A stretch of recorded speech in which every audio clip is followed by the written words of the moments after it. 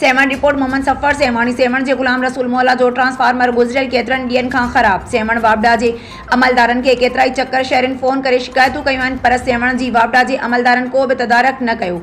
वापडा सेमण जे अमलदारनि गुलाम रसूल मोहल्ला सेमण जो ट्रांसफार्मर न ठहिरायो ऐं गुलाम रसूल मोहल्ला सेमण जो रहवासी सख़्त परेशान।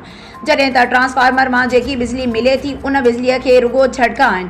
बिजली घटि वधि थिए थी। बिजली घटि वधि थियण करे गुलाम रसूल मोहल्ला सेमण जे रहवासियुनि जा क़ीमती इलेक्ट्रॉनिक जा सामान सड़ी विया आहिनि।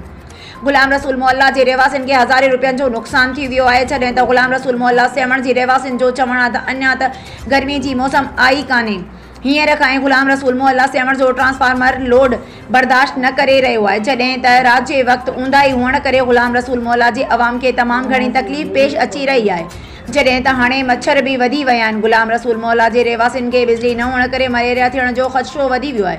खुदारा कुझु एहसास कयो, सेमण जे गुलाम रसूल मोहल्ला जो ट्रांसफार्मर जल्द ठहिराए ॾिनो वञे।